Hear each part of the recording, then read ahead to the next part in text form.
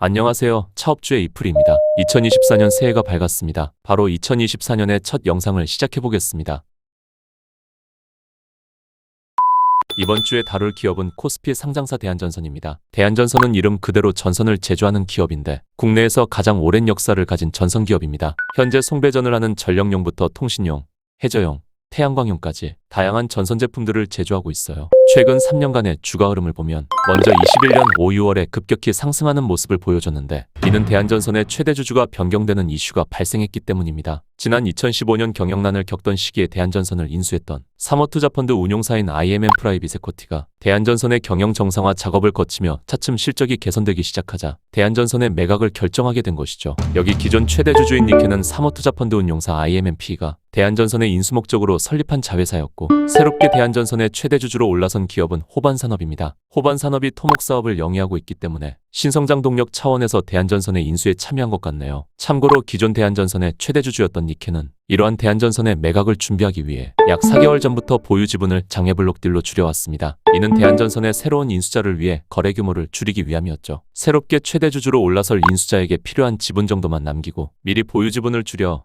매각 성사를 용이하게 하기 위한 것이었습니다. 새로운 최대 주주의 인수 이슈로 급등했던 주가는 이후 조정받기 시작했고 이때는 급격히 떨어진 것이 보이는데 이는 구주를 양수하며 새롭게 최대 주주가 된 호반산업이 무상감자와 대규모 주주 배정 유상증자를 결정했기 때문입니다. 참고로 당시 대한전선은 흑자 전환하기 시작했던 때이지만 이제 올라오기 시작한 이익 규모와 자본 총계 대비 자본금이 꽤 큰 상황이었음을 알 수 있어요. 자본 잠식률이 15%였으니 부분 잠식 상태였죠. 따라서 먼저 결정된 무상감자 공시를 보면 자본금이 기존의 20%로 대폭 감소하게 되므로 자본 잠식에서 벗어나게 되는 것을 알 수 있는데요. 여기 자본금은 줄어들지만 주식수는 그대로죠. 자본금은 액면가의 주식수를 곱한 것이기 때문에 무상감자의 방법에는 액면가를 줄이는 방법과 주식수를 줄이는 방법이 있는데 대한전선은 액면가를 줄이는 방법을 택한 것입니다. 액면가를 500원에서 100원으로 줄였군요. 액면가를 줄이는 감자는 주식수를 줄이는 감자보다 투자자들에게 체감되지 않죠. 먼저 주식수가 그대로이니 체감되지 않고 또 주가는 기업 가치를 주식수로 나눈 것이므로 주가도 그대로이니 체감되지 않습니다. 따라서 주식수를 줄이는 감자보다 액면가를 줄이는 감자가 상대적으로 주주 친화적인 방법으로 여겨지는 편이죠.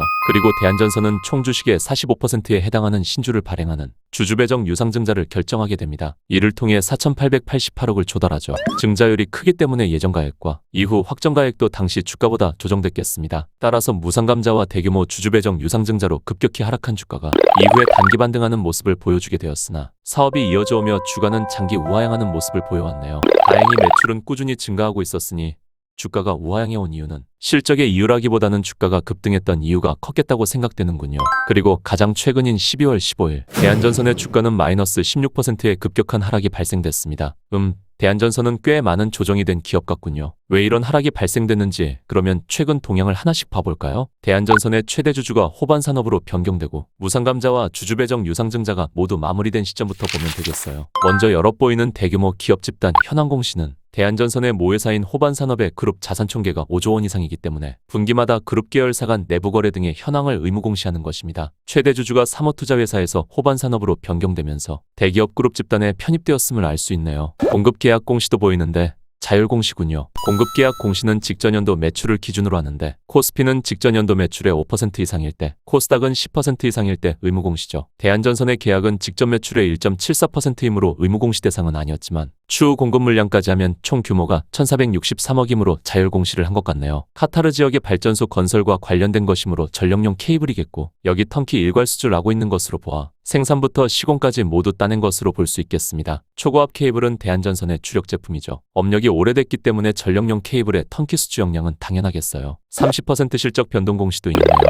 보시면 매출이 증가했고 영업이익은 매출이 증가한 만큼 증가한 것을 볼 수 있습니다. 확대되고 있는 수주 물량과 해외법인의 실적 개선 덕분에 이러한 실적 변화를 보였다고 하는군요. 하지만 순이익은 감소했는데 이는 이익 증가로 인한 법인세의 증가와 이연법인세의 평가 감액으로 인한 것이라 하죠. 통상적으로 기업들의 회계 기준은 세무회계와 다르기 때문에 기업들이 회계 처리하는 법인세와 법인세법에는 차이가 발생하고 이에 따라 과세를 이연한다는 이연법인세 항목이 발생됩니다. 그리고 각 기업들의 CFO는 세무조정 과정에서 법인세 비용을 절세하려고 하죠. 이연법인세 자산이 그중 하나입니다. 미래 과세소득을 고려하여 이연법인세 자산으로 쌓아두면서 법인세에 절세를 하게 되는 것인데, 이연법인세의 평가감액은 충분한 과세소득이 발생할 가능성이 높지 않다고 판단할 때 하게 되죠. 아무래도 대한전선의 이연법인세 감액은 사업에서 이익이 증가하고 있지만 과거에 이연법인세 자산을 쌓은 만큼의 수준은 아니기 때문에 그동안 법인세 비용을 절세해 온 이연법인세 자산의 일부를 감액했다고 보시면 될 것 같네요. 그리고 주식병합 결정 공시도 보이는군요. 이전에 액면가를 500원에서 100원으로 낮추는 무상감자를 했기 때문에 대한전선의 액면가가 100원이었는데 총 주식수가 12.4억 주로 유통주식이 너무 많았네요. 게다가 주가는 1,500원 수준이었으므로 기업 가치가 낮다는 인식을 탈피하고 싶었을 거예요. 따라서 액면가를 1,000원으로 증가시키면서 주식수를 10배 줄이는 액면병합을 하게 되죠. 액면가가 증가하고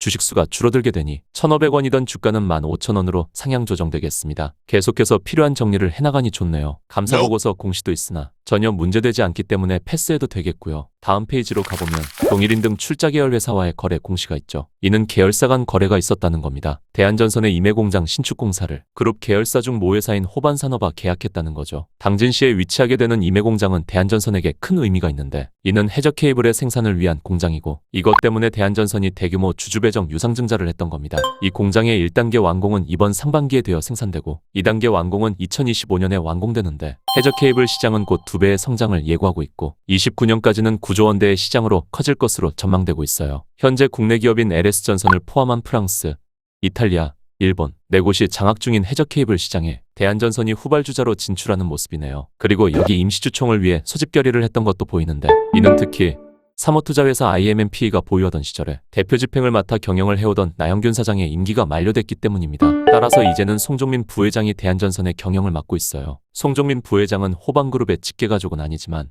호반그룹은 직계가족이 아닌 전문경영인 체제로 경영해오고 있기 때문에 이제는 호반산업의 부회장이 직접 대한전선을 지휘하게 되고 나영균 전 사장은 고문으로 지낼 것으로 보이네요. 여기 소송 등 판결 결정도 있는데, 이는 대한전선의 사업과 관련된 것이 아니고 과거에 교통사고를 낸 미국협력업체 직원이 대한전선에게 청구 소송을 했다가 합의로 취하됐다는 것이므로 별것은 아닙니다. 임직원들의 주식 변동 공시들이 많은 것은 액면병합으로 소유 주식의 변동이 생겼기 때문이고요. 다음 페이지로 가보면 임시주총을 거쳐 대표이사가 바뀌었다는 공시가 있고 계열사 간 용역거래 공시가 또 있죠. 이 또한 대한전선의 임해공장 신축과 관련된 내용이고 호반산업이 대한전선의 공장 건설을 계속 맡고 있습니다. 이제 가장 최근 페이지로 가보면 또 유상증자 결정 공시가 보이네요.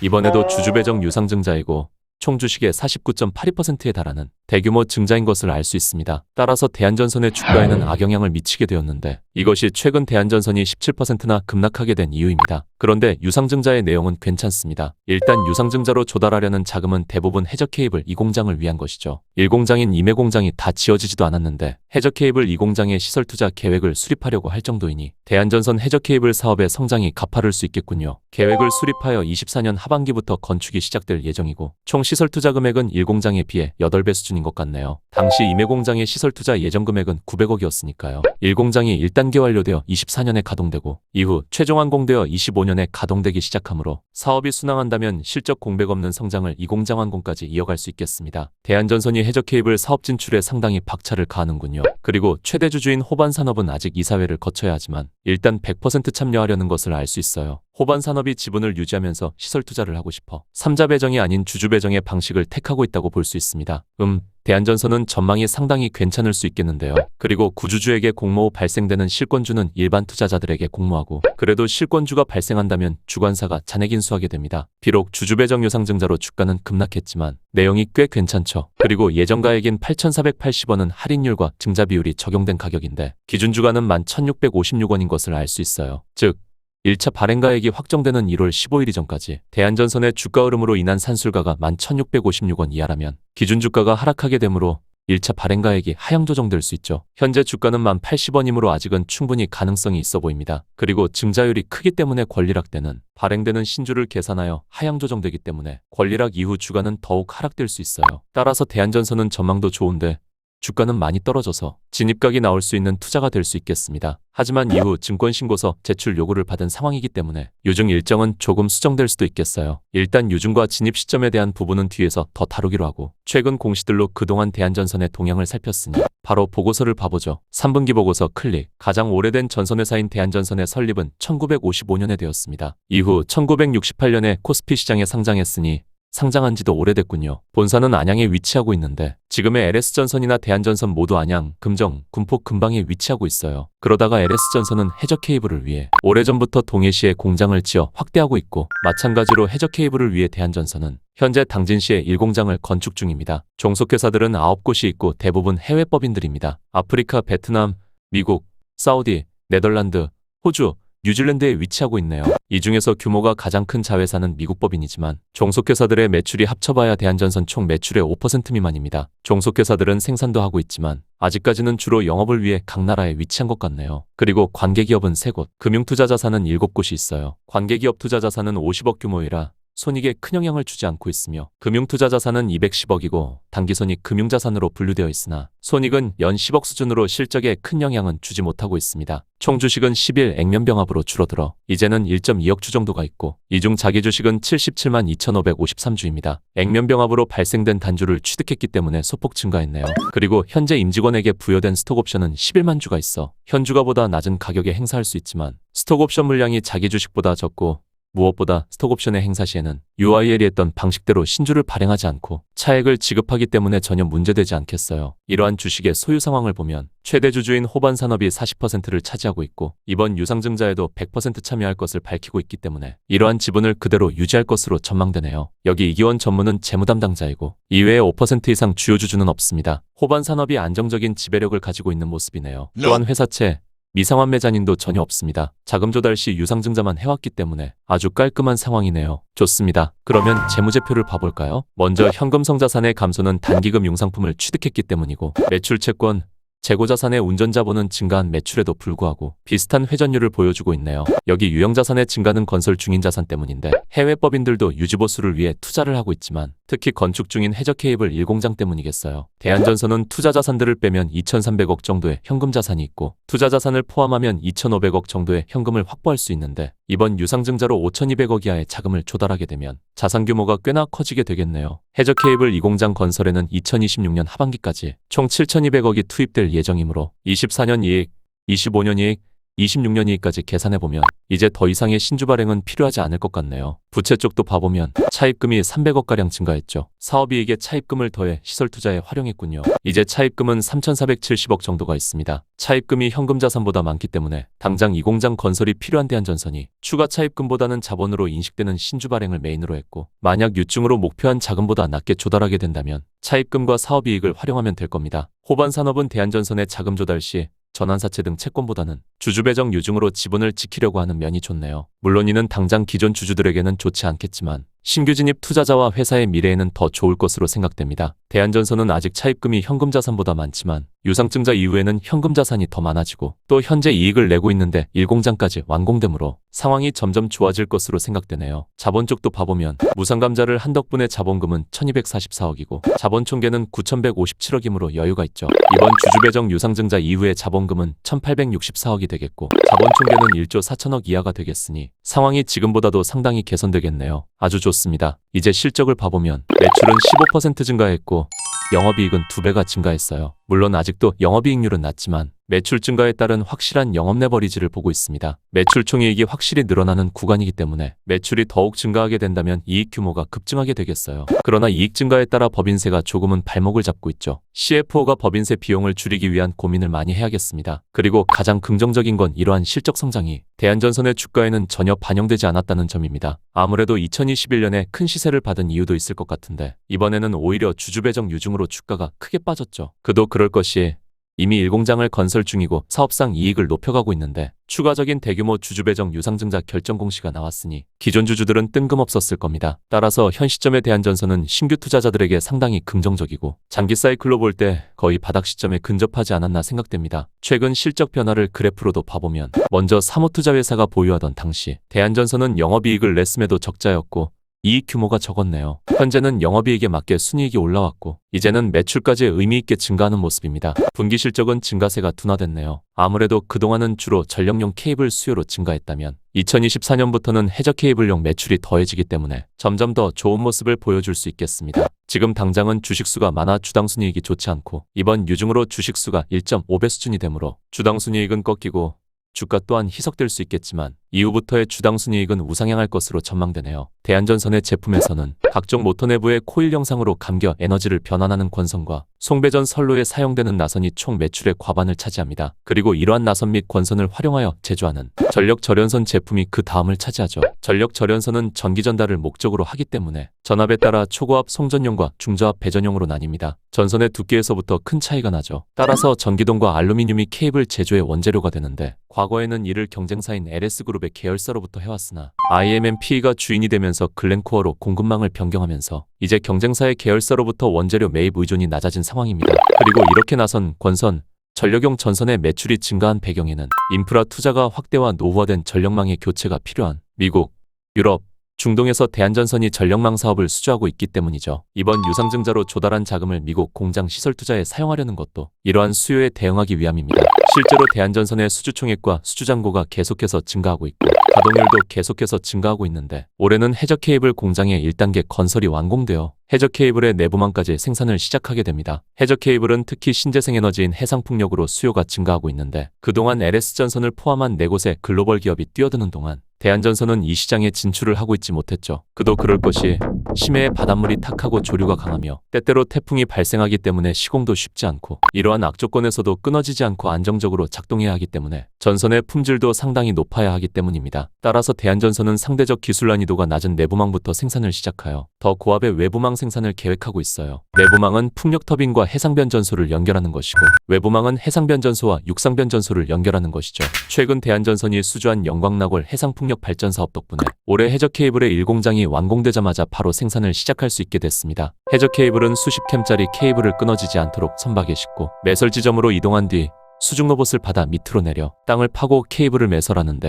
최근 대한전선도 포설선을 매입하면서 시공부터 생산까지 일괄 수주할 수 있는 경쟁력을 갖췄네요. 현재 국내 기업으로는 LS전선의 LS마린솔루션, 한국해양기술, 오션시에나의 해천 등 업체가 포설선을 가지고 있는데 대한전선은 뒤늦게 해저 케이블 투자에 뛰어들고 있는 거죠. 선두업체인 LS전선이 동해의 해저 케이블 4공장까지 가동하면서 10년 넘게 쌓은 경쟁력을 대한전선이 패스트 팔로워 전략으로 압축적으로 실행하려는 것인데 물가 상승을 제외한 단순 금액만으로만 보면 지난 동안 LS전선이 투자한 것과 비슷한 투자를 하려고 하기 때문에 대한전선이 해저 케이블 시장에 박차를 가하려는 것을 알 수 있어요. 따라서 당분간 전력망 인프라 확대로 인한 수주 증가에 추가로 해저 케이블이 대한전선의 동력이 될 수 있겠습니다. 그러면 잊지 말까요? 이프리의 요약 시간입니다.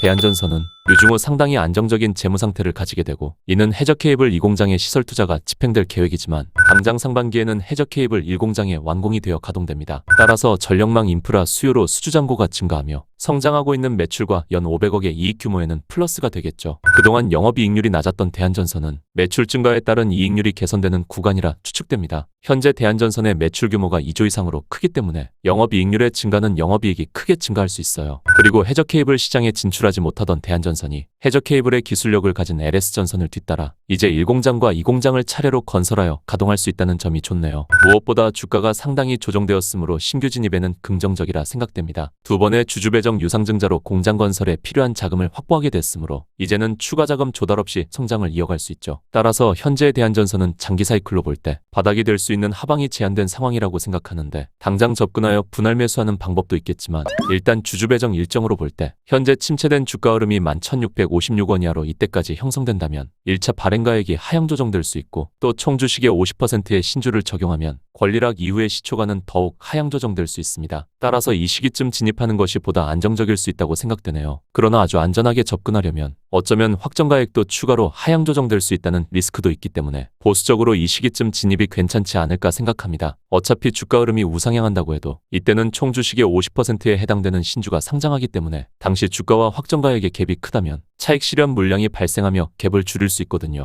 따라서 무엇보다 이 시기쯤 대한전선의 조정이 발생하게 된다면 하방이 제한된 투자가 되어 단기 반등이 나올 수 있다고 생각됩니다. 물론 증권신고서 정정 요구가 있었기 때문에 이러한 일정은 변경될 수 있겠지만 일단 단기 반등을 위한 교체 매매를 염두에 두고 대한전선의 주주배정 유상증자 일정을 지켜봐야겠습니다. 이제 대한전선은 재무적인 리스크가 모두 해소되며 전력용 케이블과 해저 케이블의 매출 증가로 장기 우상향에 나갈 수 있다고 생각되고, 특히 현재는 주주배정 유상증자 일정에 따른 추가 조정으로 하방이 제한된 접근이 가능할 수 있다고 판단되므로 이후 과정을 유심히 지켜보고 공유드릴 수 있도록 하겠습니다. 오늘도 차트 없는 주식 투자였습니다. 감사합니다. 새해 복 많이 받으세요.